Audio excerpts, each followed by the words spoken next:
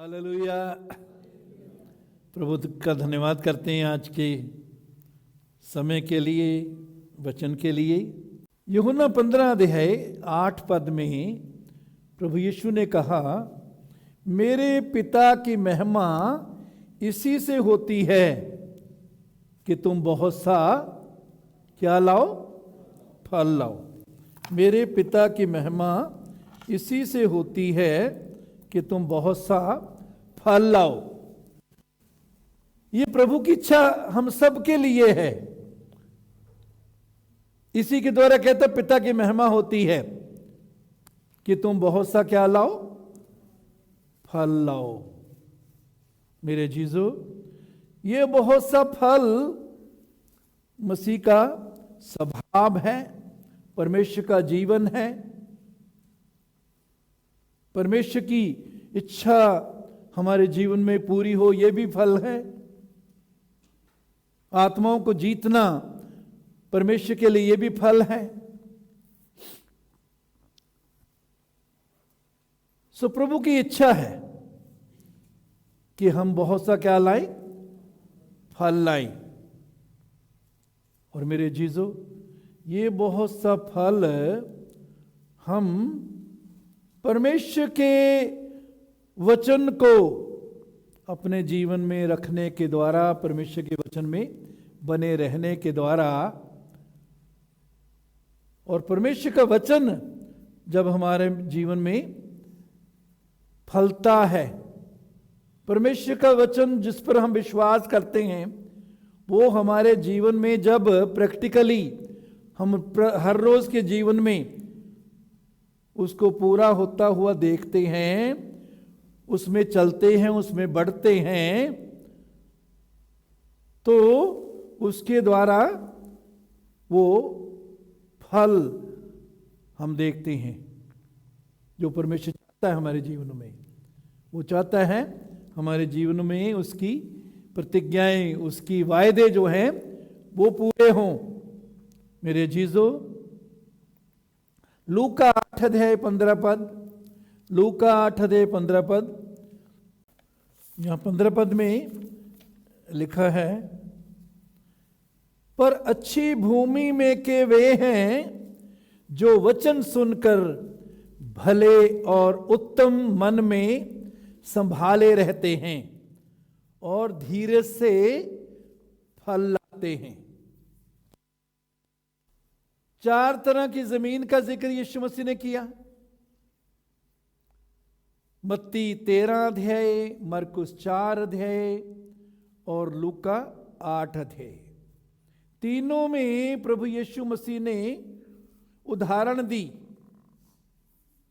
कि एक बीज बोने वाला बोने को निकला।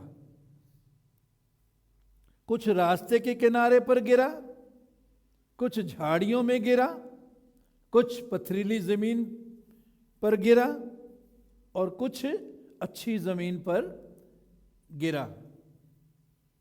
जो रास्ते पर बीज जो गिरा, कोई बताएगा उसका क्या हुआ है जी? पंछी ले गए। इसके साथ साथ और क्या हुआ, हम इन्हीं उदाहरणों में देखते हैं। लूका 8 का 5 यदि हम पढ़ें, वहां पंछी ले गया, इसके साथ साथ एक और बात हम देखते हैं। लूका 8:5, एक बोने वाला बीज बोने निकला, बोते हुए कुछ मार्ग के किनारे गिरा और रौंदा गया, और आकाश के पक्षियों ने उसे चुग लिया। कुछ रौंदा गया और कुछ आकाश के पक्षियों ने चुग लिया। मेरे जीजो, ये बीज जो है, इन्हीं उदाहरण में हम देखते हैं ये क्या है, परमेश्वर का वचन, राज्य का वचन, परमेश्वर के राज्य का वचन। इस वचन पर विश्वास करके हम परमेश्वर के राज्य में दाखिल हो गए। यीशु को राजा बनाया और उसके राज्य में हम शामिल हो गए। और इस वचन में बने रहकर, इस वचन में चलकर हम राज्य की सामर्थ्य में, राज्य में जो अनुग्रह है, राज्य में जो परमेश्वर की उपस्थिति है, राज्य में जो आशीषें हैं, जो सामर्थ्य है, उसमें हम चलते हैं, बढ़ते हैं। संसार में दो तरह के राज्य हैं, एक शैतान का राज्य, एक परमेश्वर का राज्य। धन्यवाद कि हम परमेश्वर के राज्य में आ गए हैं। परमेश्वर के राज्य में हमने प्रवेश पाया है और परमेश्वर की इच्छा है उसी राज्य में हम चलते रहें, बढ़ते रहें और वो राज्य हमारे जीवन के द्वारा प्रकट हो। सो रास्ते के किनारे पर जो बी बोया गया, क्यों पंछी चुग के ले गए? क्योंकि उन्होंने इसको नहीं समझा। रास्ते के किनारे के जो हैं वो जब इसको नहीं समझते तो पंछी आकर ले जाते हैं। मरकुस 4:14, बोने वाला वचन बोता है जो मार्ग के किनारे के हैं, कि जब उन्होंने सुना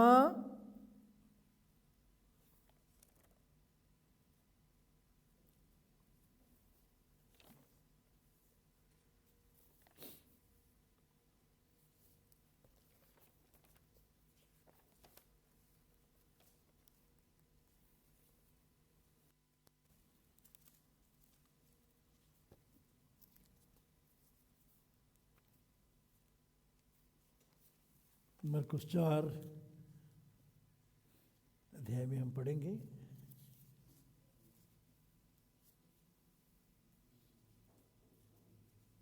तो शैतान तुरंत आकर वचन को जो उनमें बोया गया था उठा ले जाता है। इसको हम लूका में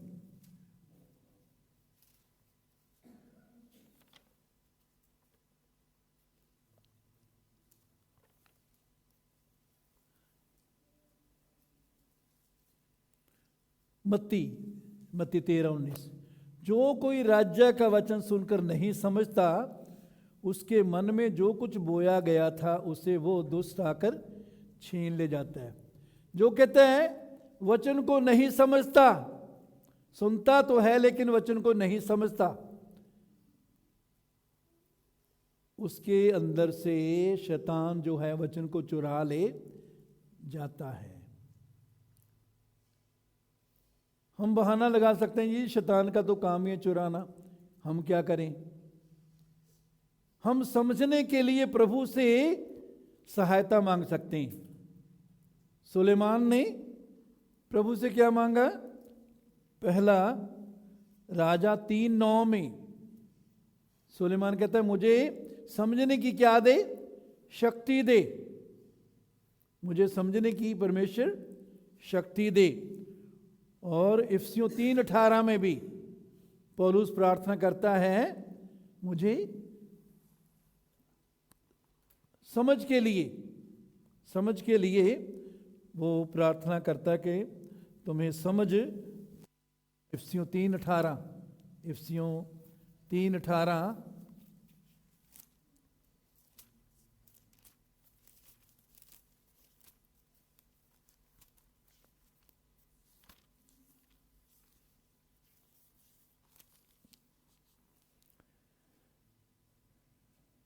विश्वास के द्वारा मसीह तुम्हारे हृदय में बसे कि तुम प्रेम में जड़ पकड़कर 17 और नेव डालकर सब पवित्र लोगों के साथ भली भांति समझने की शक्ति पाओ।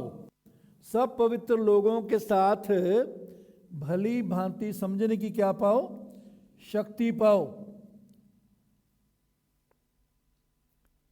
कि उसकी भली भांति समझने की शक्ति पाओ कि उसकी चौड़ाई और लंबाई और ऊंचाई और गहराई कितनी है। तो यहां पौलुस प्रार्थना कर रहे हैं, वहां सुलेमान प्रार्थना करते समझ के लिए। तो जब भी हम वचन सुनते हैं, पढ़ते हैं, हमें प्रार्थना करिए, प्रभु मुझे इसको समझने में सहायता कर, प्रभु मैं समझ सकूं, मेरी आत्मा में, मेरे दिल में ये वचन उतर जाए, इस वचन के द्वारा क्या बात करना चाहता मुझे सिखा प्रभु, जो वचन के द्वारा तू मुझे सिखाना चाहता है मैं सीख सकूं, वचन के द्वारा जो काम करना चाहता मैं मेरे जीवन में हो जाए प्रभु। सो पहली बात कहते हैं सुनने के साथ समझना, अगर नहीं समझेंगे शैतान चुरा लेगा। तो शैतान पर हम दोष नहीं दे सकते, हमें अपना काम करना है, समझना है। और मेरे अजीजों,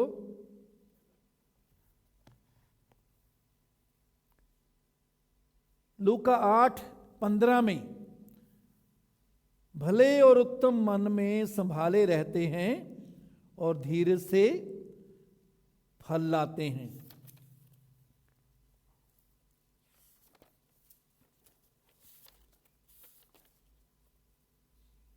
पर अच्छी भूमि में के वे हैं जो वचन सुनकर भले और उत्तम मन में संभाले रहते हैं और धीरज से फल लाते हैं। कौन फल लाते हैं? जो वचन को संभाले रहते हैं। क्या करते हैं? जो वचन को संभाले रहते हैं। और मरकुस 4 अध्याय उसकी 20 आयत, मरकुस 4:20 में यहां लिखा है, और जो अच्छी भूमि में बोए गए ये वे हैं जो वचन सुनकर ग्रहण करते हैं। वचन सुनकर ग्रहण करते और फल लाते हैं, कोई 30 गुना, कोई 60 गुना, कोई 100 गुना। तो वचन जब हम सुनते हैं या पढ़ते हैं, 3 काम करना है हमें। पहला समझना है, फिर ग्रहण करना है, फिर उसको संभाले रखना है। बोलो, वचन को समझना है, वचन को ग्रहण करना है, वचन को संभाले रखना है। फिर बोलो, वचन को समझना है, वचन को ग्रहण करना है, वचन को संभाले रखना है। ये 3 काम करने हैं हमको वचन के साथ, तो ही वचन जो है फल लाएगा। तो हमारे जीवन में वचन जो है फल लाएगा। प्रभु ने जो वायदे किए हैं वो अपने जीवन में हम पूरा होता हुआ देखेंगे। कई बार ऐसा लगता है पता नहीं ये बातें कैसे युग में पूरी होती थी, पहली सदी में पूरी होती थी ये वचन, आज तो दिखता नहीं।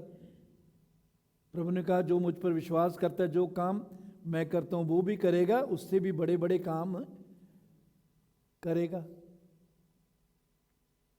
सो मेरे चीजों, समझना, ग्रहण करना और संभाले रहना बहुत जरूरी है।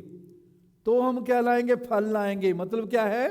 वो वचन हमारे जीवन में पूरा होता हुआ हम देखेंगे।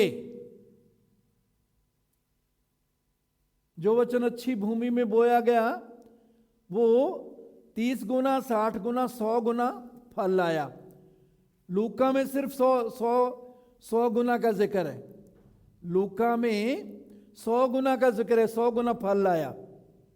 परमेश्वर की इच्छा की क्या है? पूरा फल लाए। परमेश्वर के वचन में ये अविनाशी वचन है। क्या है जी?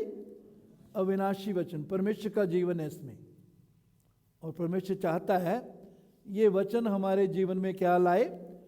फल लाए। मेरे जीजों,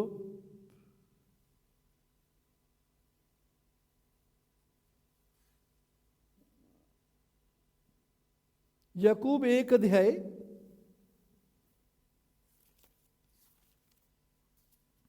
याकूब 1 अध्याय में हम देखेंगे।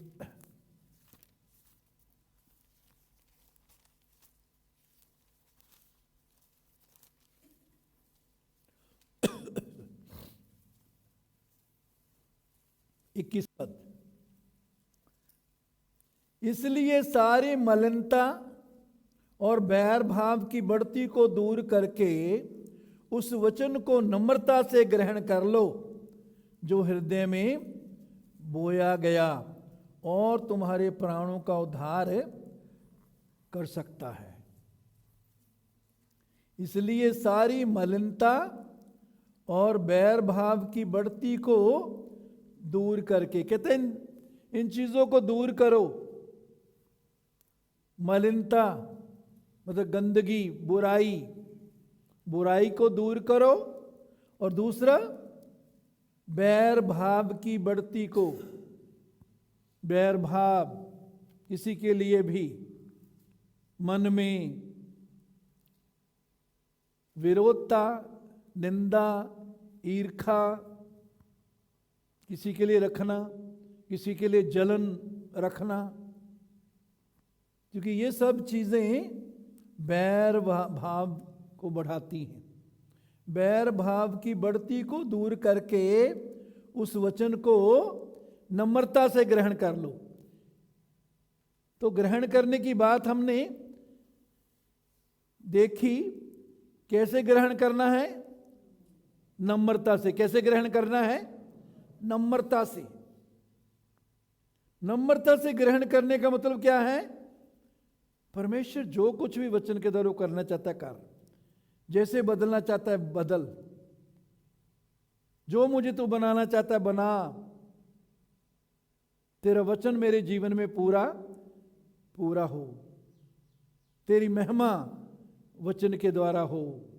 इस वचन में मैं बना रहूं, इस वचन में बने रहकर लोग मुझ में तुझे देखने पाएं, तेरे जीवन को, तेरी सामर्थ को, तेरे कामों को देखने पाएं।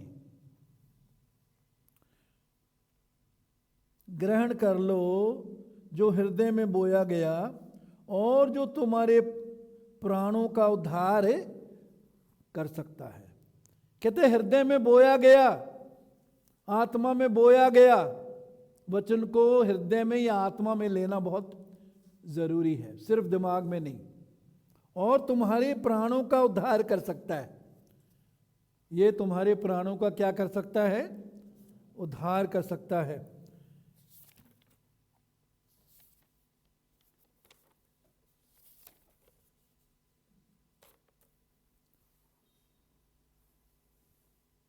वचन को तुरंत शैतान क्यों चुराता है? क्यों चुराता है? कोई बताएगा? हम पढ़ेंगे मरकुस 4:18। जो झाड़ियों में बोए गए ये वे हैं जिन्होंने वचन सुना और संसार की चिंता, धन का धोखा, नहीं माफ करना, लूका में पढ़ेंगे हम।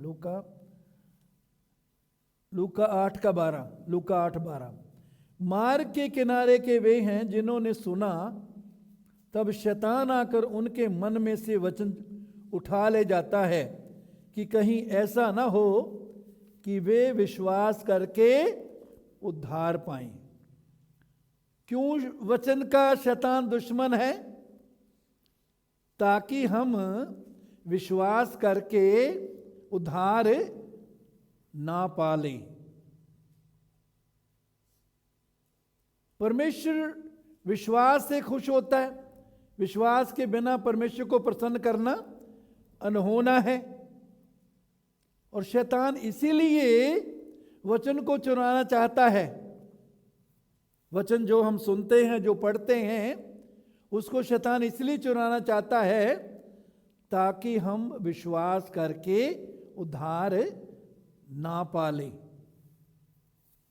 यहां उद्धार का मतलब सिर्फ यही नहीं कि जब हम तौबा करते हैं, पापों की माफी पाते हैं, परमेश्वर के जीवन को पाते हैं, परमेश्वर के राज्य में हम प्रवेश करते हैं, परमेश्वर की संतान बन जाते हैं, सिर्फ यही नहीं, वो भी है, वो आरंभ है, शुरुआत है, लेकिन इस उद्धार के जीवन में हमें बने रहना है।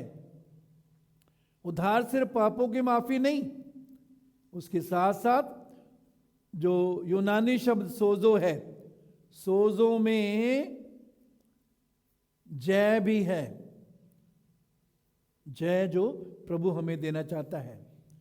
सोजो में चंगाई भी है, सोजो में हमारी जरूरतों का पूरा होना भी है। तो ये सारी चीजें उद्धार में, और ये सारी चीजें रोजाना जिंदगी के साथ संबंध रखती हैं। तो शैतान क्यों वचन चुराता है? ताकि हम विश्वास करके उद्धार ना पाले। बोलिए, शैतान इसलिए वचन चुराता है कि हम विश्वास करके उद्धार ना पालें। शैतान इसलिए वचन चुराता है कि हम विश्वास करके उद्धार ना पालें।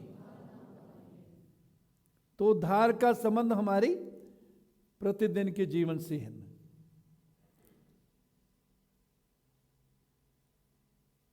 डरते और कांपते हुए उद्धार के काम को पूरा करो। डरते और कांपते हुए उद्धार के काम को पूरा करो। तो उद्धार का काम प्रतिदिन का है। भजन 72 में हम देखते हैं, वहां उद्धार की शक्ति के बारे में बात की गई है। इजरायलियों ने परमेश्वर की उद्धार की शक्ति को पहचाना नहीं, आदर नहीं किया। वो उद्धार, वहां जो उद्धार की बात की है, वो सारे काम जो परमेश्वर ने उनके लिए किए, चमत्कार, चंगाई, जरूरतों का पूरा करना, मन्ना स्वर्ग से, बटेरे, दुश्मनों पर जय, लाल समुंदर को 2 हिस्से करके उसमें से निकलना, मिस्र की गुलामी से निकलना, फिरौन और मिस्रियों के जीवन में परमेश्वर ने जो विपत्तियां भी भेजी, ये सारी उद्धार की शक्ति के साथ संबंध रखने वाली बातें, या उद्धार के जीवन से संबंध रखने वाली बातें हैं। तो क्यों चुराता है शैतान? ताकि हम विश्वास करके उद्धार ना पाए। परमेश्वर विश्वास से खुश होता है और इसीलिए शैतान वचन को चुराता है। तो वचन को चुराने ना दे इसको। अगर समझेंगे, ग्रहण करेंगे, संभाले रहेंगे, तो बहुत सा फल लाएंगे। कितना फल लाएंगे जी? बहुत सा फल। लूका में सिर्फ 100 गुना फल की बात की है, 100 गुना फल। मेरे जीजो, तो पहली बात हमने देखी, अच्छी जमीन में क्या रुकावट थी कि कुछ बीज रोंदा गया, उसके ऊपर से लोग चलते गए। परमेश्वर के वचन को कभी ना रोंदे। जब परमेश्वर के वचन का हम आदर नहीं करते ना, परमेश्वर के वचन पर विश्वास नहीं करते, उसमें बने नहीं रहते, उसकी कदर नहीं करते, इसका मतलब क्या है? हम परमेश्वर के वचन को क्या करते हैं? रौंदते हैं, पांव के नीचे दबाते हैं। तो वचन का आदर करने का मतलब परमेश्वर का आदर करना। वचन में लिखा है कि परमेश्वर अपने वचन को अपने नाम से ज्यादा आदर देता है। अपने नाम से ज्यादा अपने वचन को परमेश्वर क्या देता है? आदर देता है। तो उसके नाम से ज्यादा महत्वपूर्ण, ज्यादा प्यारा परमेश्वर के लिए उसका वचन है। हम परमेश्वर के बच्चे होने के नाते हमें भी क्या करना है? वचन का आदर करना है, वचन को पकड़े रहना है, वचन में बने रहना है, वचन पर खड़े रहना है। विश्वास के अंगीकार को दृढ़ता से क्या लिखा है? थामे रहें। विश्वास के अंगीकार को दृढ़ता से थामे रहें, पकड़े रहें। दृढ़ता से नहीं पकड़ेंगे छिन सकता है। कहते हैं विश्वास के अंगीकार को दृढ़ता से थामे रहें। तो पहली बात, हमको वचन को का आदर करना है, समझना है, संभालना है, ग्रहण करना है। कैसे ग्रहण करना है? कैसे ग्रहण करना है? घमंड से या नम्रता से? नम्रता से। इसका मतलब है अपने ऊपर भरोसा नहीं रखना, प्रभु तेरे वचन पर भरोसा रखता हूं मैं, तू अपने वचन को पूरा करने में सामर्थी है। दूसरी किस्म की जमीन जिसमें फल लाने के लिए रुकावट थी, वो जमीन थी पथरीली जमीन। कैसी जमीन जी? पथरीली जमीन। और मत्ती 13 अध्याय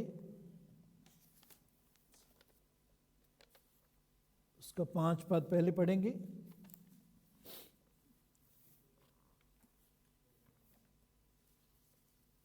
कुछ बीज पथरीली भूमि पर गिरे, गहरी मिट्टी ना मिलने के कारण वे जल्द उग आए, पर सूरज निकलने पर वे जल गए और जड़ ना पकड़ने से सूख गए।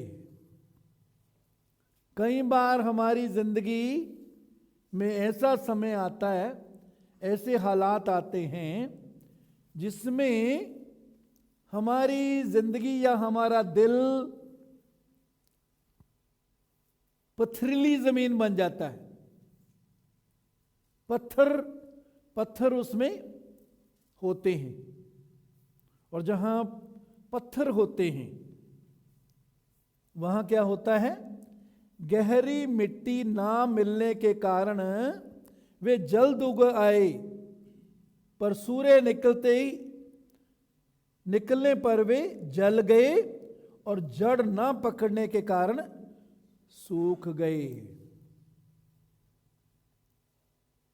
यहां जहां पथरीली जमीन है, जड़ गहरी नहीं वो पकड़ सके बीज, और जड़ ना पकड़ने के कारण क्या हो गया? बीज वो सूख गया।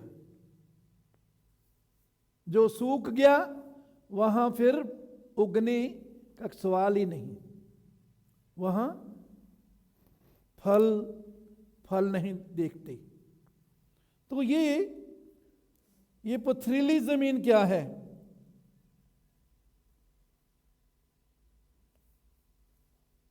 एक और कारण है। एक तो जड़ गहरी नहीं हुई, और दूसरा कारण है लूका 8:6। कुछ चट्टान पर गिरा और उपजा, परंतु तरी ना मिलने से सूख गया। दूसरा कारण क्या है जी? तरी या जल या मॉइस्चर, इंग्लिश में मॉइस्चर ना मिलने से, पानी ना मिलने से ये सूख गया। तो पथरीली जमीन में दो समस्याएं देखते हैं।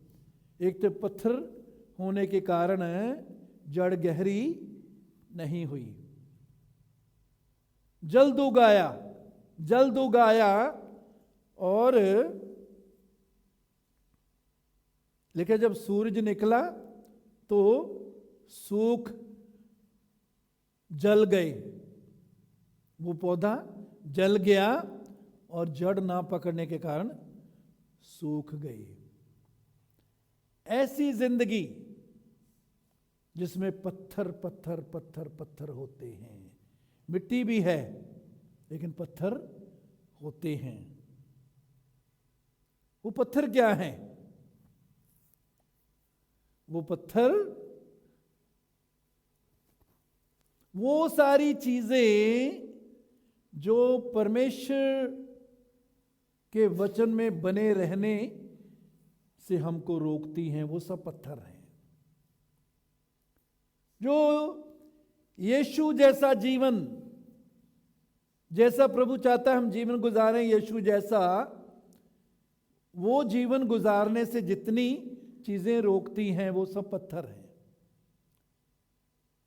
इन पत्थरों में क्या है? मैं माफ नहीं करूंगा, मैं भूलूंगा नहीं, मैं उससे बात नहीं करूंगा, मैं उसके साथ कोई संबंध नहीं रखूंगा, मैं तो उसकी मुंह की तरफ भी नहीं देखूंगा।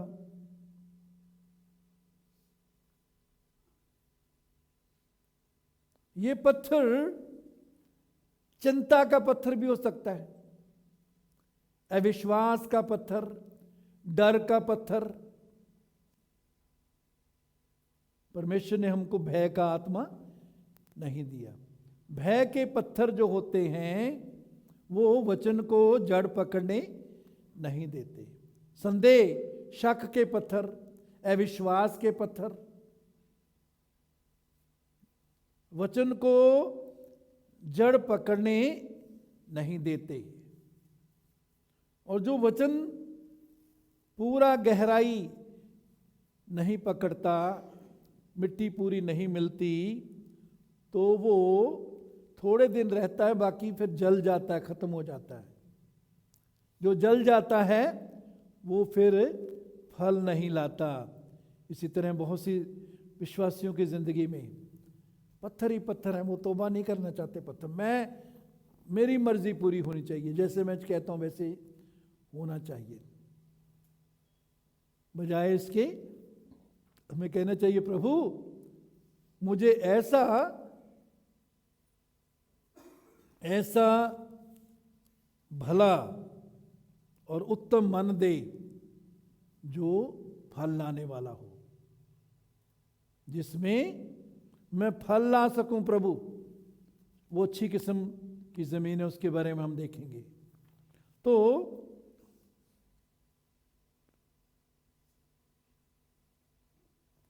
प्रेम में ना चलना,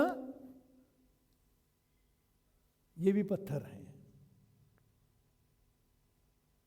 धीरे से ना सहना पत्थर है।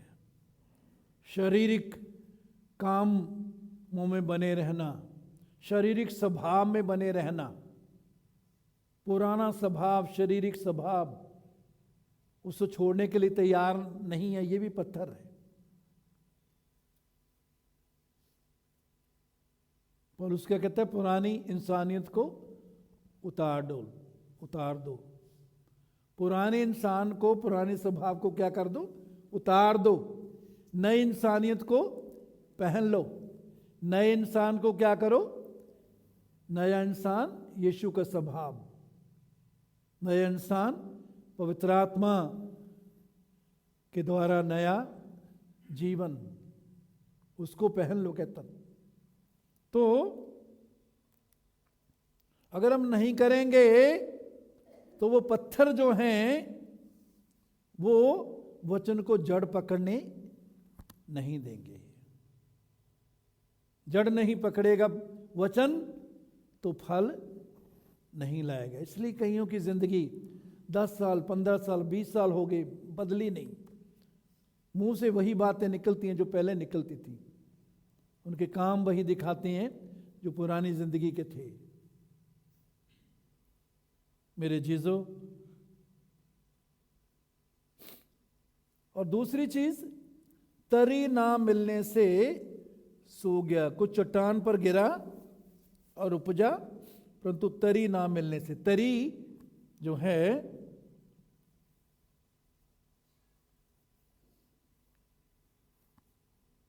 एक भजन 1 अध्याय उसके 3 पद में लिखा है, वो मनुष्य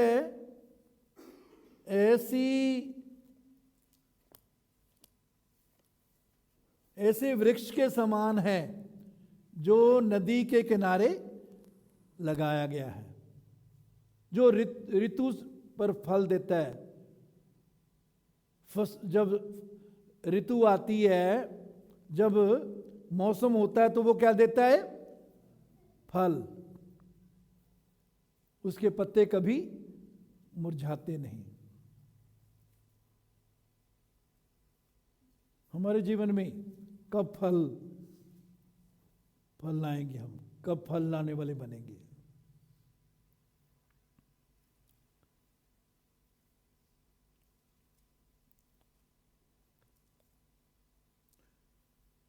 सो तरी ना मिलने से, तरी परमेश्वर की पवित्र आत्मा की हजूरी में नजदीकी में रहें। पवित्र आत्मा का जल हमको, उसके जल से हमारे अंदर जो वचन है उसको तरी मॉइस्चर मिलता है, उससे जल मिलता है, जिसके द्वारा वो वचन क्या होता है? फल लाता है। जिस पौधे को पानी नहीं मिलता, वो पौधा क्या हो जाता है? सूख जाता है। तो 2 काम, एक तो पत्थर हमारे जीवन में जितने हैं उनको निकाल फेंके, प्रभु से सहायता मांगे, प्रभु ये पत्थर मेरे जीवन से चले जाए, मैं प्रेम में चल सकूं, मैं माफ कर सकूं, मैं धीरज में बना रहूं, आत्मा के फल में बना रहूं, ताकि तेरा वचन जो है वो मेरे अंदर क्या लाए? फल लाए। और प्रभु की उपस्थिति में, उसकी हजूरी में बने रहें, ताकि हमारे अंदर वचन जो बोया गया वो पौधा बने, वो वृक्ष बने, 100 गुना फल लाने वाला बने। मतलब हम वचन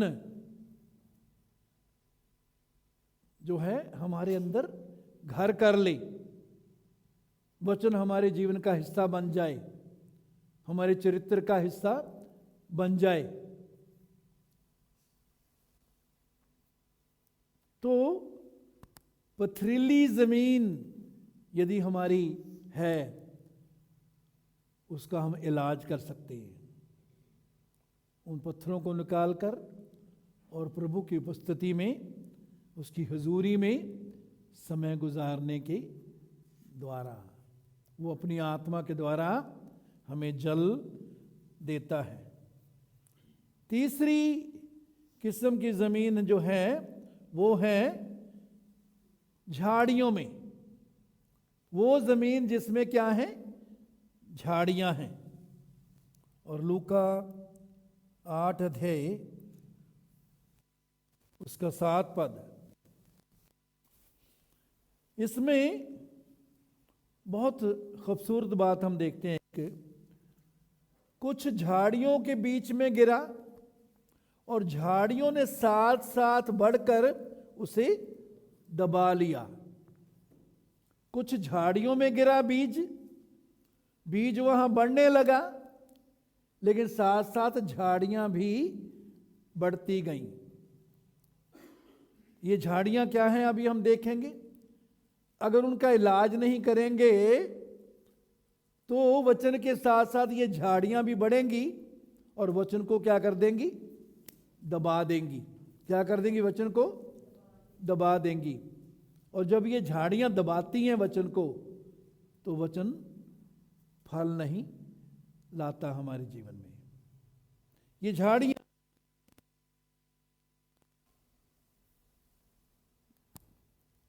मरकुस 4:19 में, मरकुस 4:19 में हम पढ़ते हैं, ये झाड़ियां क्या हैं?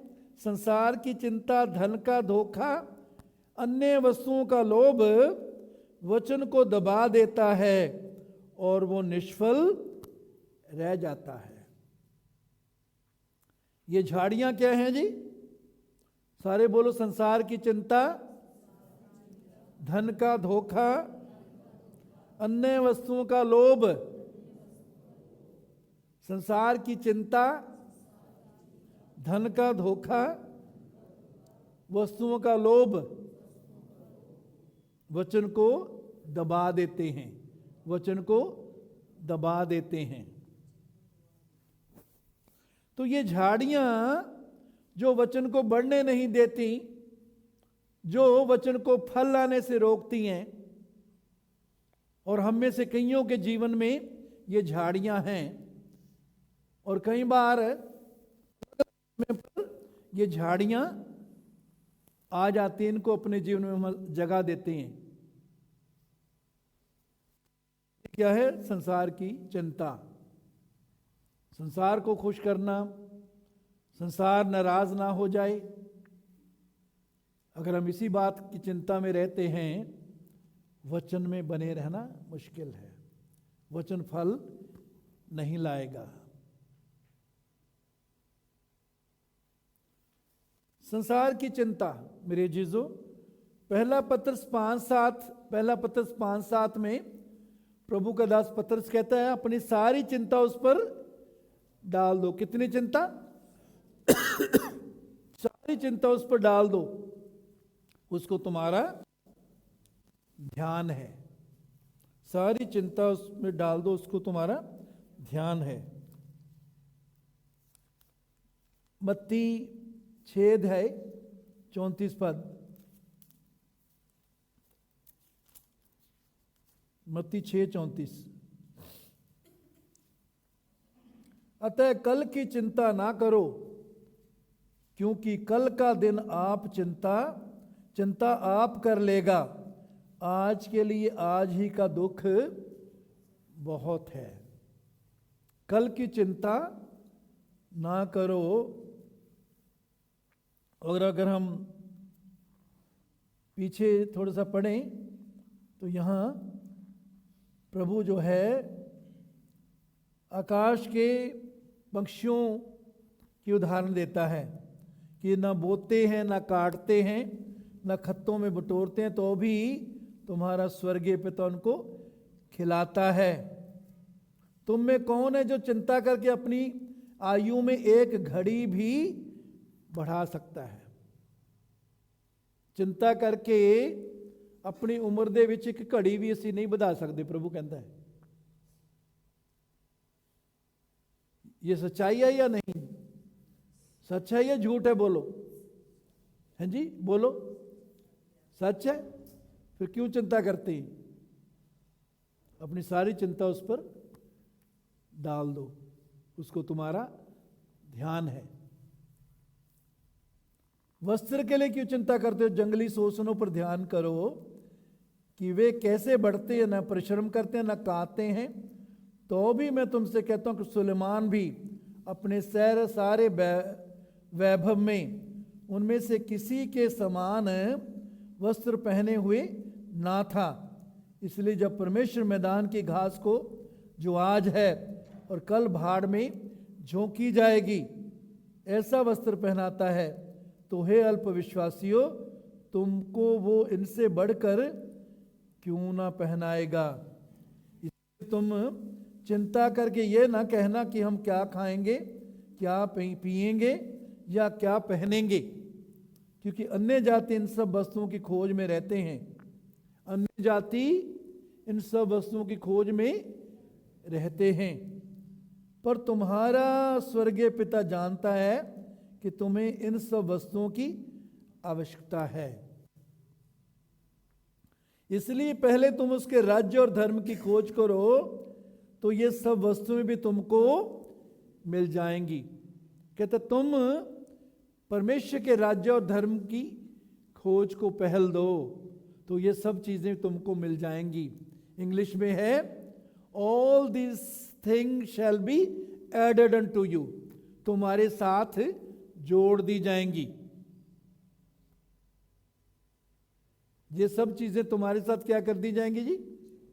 जोड़ दी जाएंगी। बोलिए, मैं पहले परमेश्वर के राज्य और धर्म की खोज करूंगा, संसार की सारी चीजें मेरे साथ जोड़ दी जाएंगी। मैं पहले परमेश्वर के राज्य और धर्म की खोज करूंगा, तब परमेश्वर सारी चीजों को मेरे साथ जोड़ देगा। ये परमेश्वर का वायदा है। तुम पहले उसके राज्य और धर्म की खोज करो, परमेश्वर की इच्छा में बने रहो, वचन में बने रहो, उसके उद्देश्य को पूरा करो, तो ये सारी चीजें जोड़ दी जाएंगी। Shall be added unto you. तुमको भागने की जरूरत नहीं पड़ेगी उनके पीछे, तुम्हारे साथ जोड़ दी जाएंगी। अतः कल की चिंता ना करो, क्योंकि कल का दिन अपनी चिंता आप कर लेगा। आज के लिए आज ही का दुख बहुत है। तो संसार की चिंता, धन का धोखा। दूसरी चीज क्या है? झाड़ी। पहली झाड़ी संसार की चिंता, दूसरी झाड़ी धन का धोखा। धन हम सबको चाहिए, धन की जरूरत है। और वचन में, नीति वचन में लिखा है, यहोवा के भय मानने का फल धन, महिमा और जीवन है। जब हम परमेश्वर का भय मानते हैं तो उसका फल क्या मिलता है? धन, महिमा और जीवन। लेकिन उसके धोखे में ना आए। यहां क्या लिखा? धन का धोखा। धन के धोखे में ना आए। इसके बिना मैं जिंदा नहीं रह सकता, ये तो मुझे जरूर चाहिए। परमेश्वर की मर्जी पूरी हो या ना हो, मेरे पास धन होना चाहिए। मेरे जीजो, धन जरूरी है, लेकिन इसको अपना स्वामी ना बनने दे, मालिक ना बनने दे। इसको हमारा नौकर के रूप में इसको रखें। अगर धन नौकर है, हम मालिक हैं, तो धन हमको नहीं चलाएगा। धन बुरा मालिक और अच्छा नौकर है। मालिक बुरा है जब धन को हम मालिक बना लेते हैं। जब वो मालिक बन जाता है, जो कहता है वही करते हैं। उसको पाने के लिए, उसको खुश करने के लिए हम कुछ भी कर सकते हैं। तो धन को मालिक ना बनने दें, धन को नौकर, अच्छा नौकर है। धन का धोखा। धन चाहिए, लेकिन परमेश्वर की जगह उसको ना दे। लगातार इतवार को प्रभु की आराधना इकट्ठे मिलकर करने के लिए समय देते, परमेश्वर आदर करता है। उस थोड़े से पैसे में भी आशीष होती है। लेकिन जब बुद्धि का सहारा लेते हो, पता नहीं मेरा काम ना कम हो जाए, मेरी ज़रूरतों पूरी कैसे होंगी, इसलिए मैं इतवार को भी जाऊंगा, इतवार को भी करूंगा। धन के धोखे में कभी ना आए।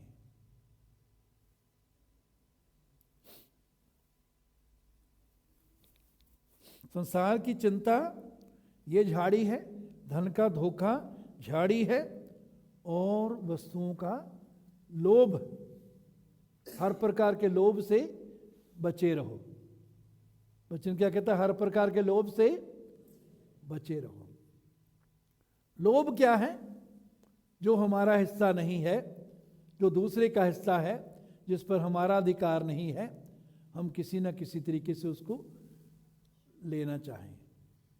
कहता है सब प्रकार के लोभ से बचे रहो। वचन में लिखा, लोभ के द्वारा उन्होंने अपने आप को जख्मी कर लिया। लोभ के कारण अपने आप को जख्मी कर लेते हैं, हम अपना नुकसान करते हैं। तो ये झाड़ी क्या है? संसार की चिंता, धन का धोखा और वस्तुओं का, अन्य वस्तुओं का लोभ। इन झाड़ियों को काटें। झाड़ियों को नहीं काटेंगे तो ये, हमने जैसे यहां पढ़ा कि वो वचन के साथ साथ वो भी बढ़ती रहेंगी और फल हम नहीं ला सकेंगे। फिर आखिरी एक बार पढ़े लूका 8:7, कुछ झाड़ियों के बीच में गिरा और झाड़ियों ने साथ साथ बढ़कर उसे दबा दिया। झाड़ियां काटेंगे नहीं, वो भी साथ साथ बढ़ती रहेंगी और वो वचन को दबा देंगी। वचन पूरा नहीं होगा। वचन को पूरा होता हुआ अपने जीवन में हम नहीं देख पाएंगे। और आखिरी बात, अच्छी जमीन, चौथी किस्म की जमीन जो है वो क्या है? अच्छी जमीन। क्या है जी? अच्छी जमीन। लूका 8:15,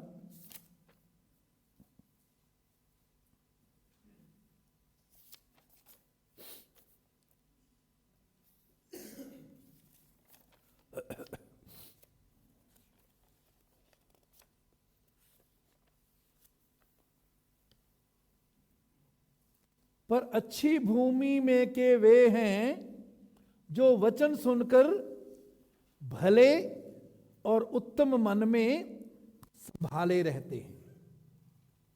अच्छी जमीन कौन सी है? भला और उत्तम मन, अच्छा मन। भले और उत्तम मन में संभाले रहते हैं और धीरज से फल लाते हैं। कैसे फल लाते हैं जी? धीरज से। तो ये भला और उत्तम मन हमारा कैसे हो सकता है? भला और उत्तम मन जिसमें वचन फल लाता है, ये कैसे बन सकता है? जब हम उन तीनों तरह की जो जमीन है उनमें से जितनी रुकावटें वचन के लिए फल लाने में हैं, उन सब रुकावटों को हम जानना है हमें, और उन रुकावटों को अपने जीवन में क्या करना है? दूर करना है। उन रुकावटों को समझना, जानना और उनको क्या करना है?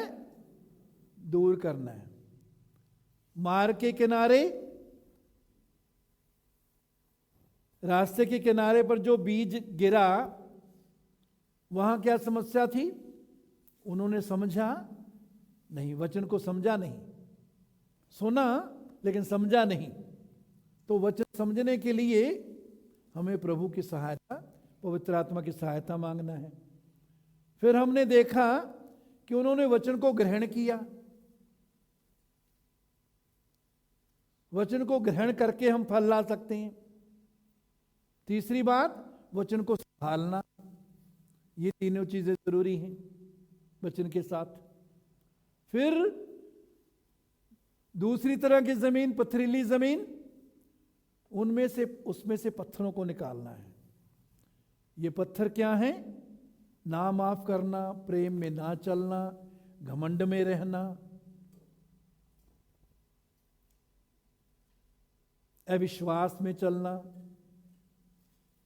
डर में चलना, विश्वास ना करना।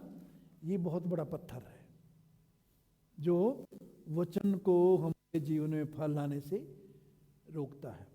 फिर उसके बाद झाड़ियां, झाड़ियों 3 तरह की झाड़ियां हम देखी थी। युग की, संसार की चिंता, धन का धोखा और अन्य वस्तुओं का लोभ, ये झाड़ियां हैं। इनको अपने जीवन से काटना है।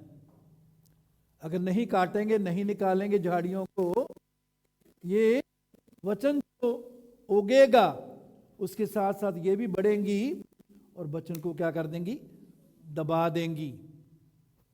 तो इन पर हमने जय पाना सीखना है। जो इन पर जय पा लेता है उसका मन जो है भला और उत्तम मन बन जाता है। लूका 8:15, पर अच्छी भूमि में के वे हैं जो वचन सुनकर भले और उत्तम मन में संभाले रहते हैं। तो भला और उत्तम मन कैसे बनेगा? उन 3 तरह की जमीन में जो रुकावटें हैं उनको दूर करने के द्वारा हमारा मन है भला और उत्तम बन जाएगा। और हम सबको भले उत्तम मन की जरूरत है।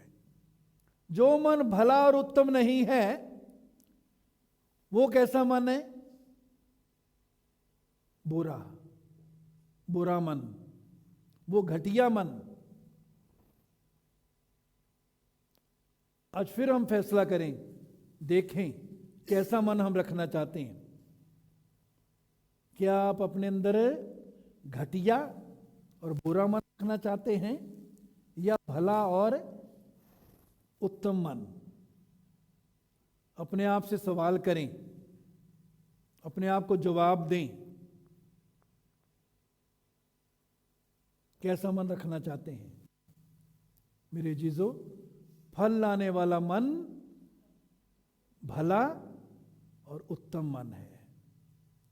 हम सबको भला और उत्तम मन रखने की जरूरत है। परमेश्वर हमारी सहायता करना चाहता है। परमेश्वर हमको जय देना चाहता है ताकि हम रास्ते के किनारे जहां बीज गिरा, फल नहीं लाया, उन रुकावटों को परमेश्वर हमें जय देना चाहता है। जो वचन को नहीं समझता उसकी जिंदगी से शैतान चुराता है। जो समझता है, ग्रहण करता है, संभालता है, उसके अंदर से शैतान चुरा नहीं सकता। सो शैतान का दोष नहीं है, हमें संभालना सीखना है। सो झाड़ियों को काटना है, पत्थरों को निकालना है। जो मुझे सामर्थ देता है उसके द्वारा कुछ कर सकता हूँ, पौलुस कहता है। आप भी कर सकते हैं, मैं भी कर सकता हूँ। हर रुकावट पर जय पा सकते हैं। जो रुकावटें वचन को हमारे जीवन में फल लाने से रोकती हैं। याद रखिए, वचन अविनाशी वचन है। कैसा वचन है? अविनाशी, नाश ना होने वाला। लेकिन हम पर निर्भर करता है कि हम कैसा व्यवहार उसके साथ करते हैं। झाड़ियों को नहीं काटेंगे, वो अविनाशी बीज भी बढ़ नहीं पाएगा। पत्थरों को नहीं निकालेंगे, अविनाशी बीज सूख जाएगा। नहीं समझेंगे, नहीं संभालेंगे, नहीं ग्रहण करेंगे, शैतान चुकर ले जाएगा। मेरे पिता की महिमा इसी से होती है कि तुम कितना फल लाओ, बहुत सा फल लाओ। मेरे पिता की महिमा इसी से होती है कि तुम बहुत सा फल लाओ। और इसके साथ साथ एक आखिरी बात, धीरज से फल लाता है। भले और उत्तम मन में संभाले रहता है और धीरज से फल लाता है। फल कैसे लाना है? लाएंगे हम धीरज से। एकदम जल्दी कई बार हमारे जीवन में वचन जो है वो फल नहीं लाता। वचन में रुकावट नहीं है, हम में है, कमी हम में है। हम में, क्योंकि हम में कमी है।